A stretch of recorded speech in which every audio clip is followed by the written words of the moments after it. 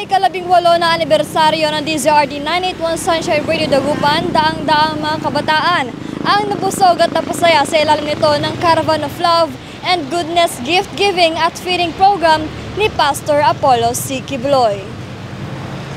Sa halip na malaking piging para sa mga kawani at mga kapartner ng himpilan, inilaan ng Sunshine Radio DZRD 981 Dagupan ang selebrasyon ng ikalabing-walong anibersaryo sa pagbibigay ng mga regalo at pagpapakain ng maraming kabataan sa 2 araw na pagdiriwang na ginanap nitong 28 hanggang 29 ng Setyembre.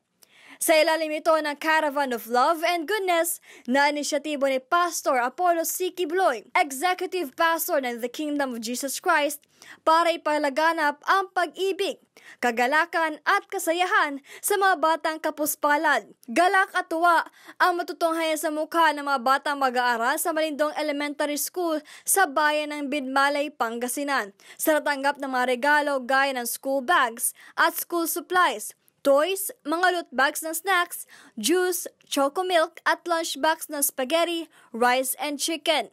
Maliban sa mga pagkain at regalo, aliw na aliw din ang mga bata sa 5 mascot na sumasayaw at nakipag-greet and meet sa kanila.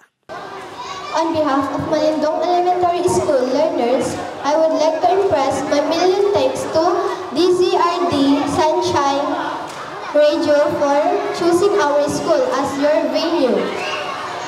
To celebrate your anniversary, napakapalad po namin at sana po marami pa pong bata ang matutulungan ninyo at mapapasaya nyo.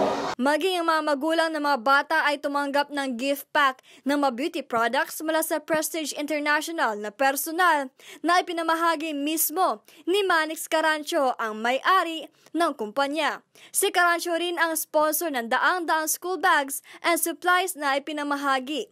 Kaisa rin sa selebrasyon ang Maxima Skills and Training Institute na nagbigay ng libreng gupit sa mga estudyante, mga guro at mga magulang. Salamat Sunshine Radio DZRD sa pag-invite po sa amin.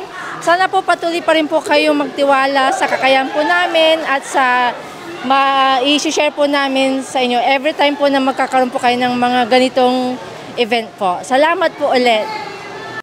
Samantala, malaking sorpresa ang sumulubong sa mga bata na sa Lisay Daycare Center sa Dagupan City matapos bisitahin ang kanilang silid-aralan ng mga anchor at staff ng DZRD para mamigay ng mga school bags at school supplies, loot bags, mga snacks, juice at iba pa sa ikalawang araw ng nasabing selebrasyon. Sa lahat ng staff ng DZRD sa kanilang early Christmas para sa aming mga bata. Sila din po, for anong year yun, nagbigay din po sila sa amin, yung mga bata namin ng mga shoes. Nagpunta po kami doon sa station user. Naka-avail din po kami ng inyong early Christmas hindi ko alam kung anong year yun, pero nagpunta po kami sa station user. Maraming salamat po.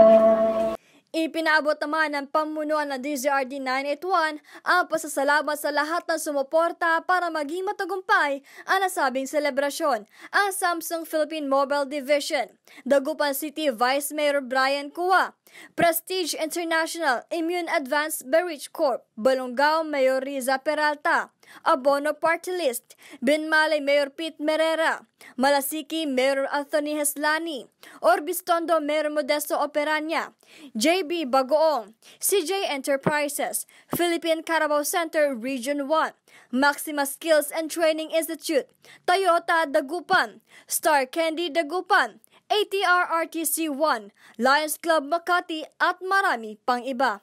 Lubos din na pinasalamatan ng DZRD 981 ang tao na kilala na may malaking puso para sa mga batang maralita na si Pastor Apollo C. Quibloy, na siya naging inspirasyon ng himpilan para sundin ang kanyang ipinakitang ehemplo. Okay. Nagpapasalamat din tayo sa ating sa lahat ng ating mga sponsors, mga partners ito sa ating anniversary sa DZRD.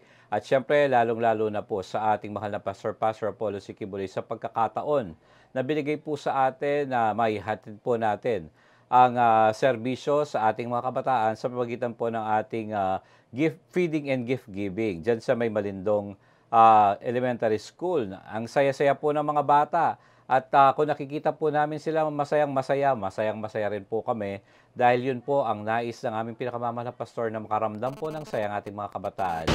Ayon kay DZRD 981 Sunshine Radio Station Manager, J. Miguel Mendoza, isang napakaling pribilehiyo na mabigyang pagkakataon na maging kabahagi ng Caravan of Love and Goodness ni Pastor Apollo, kung saan milyon-milyong mga kabataan hindi lang sa Pilipinas, kundi sa buong mundo ang naabutan ng kabutihan ng butihing pastor taon-taon. Para sa Diyos sa Pilipinas ko mahal, Vian Vergabinia, SMNI News, North Luzon.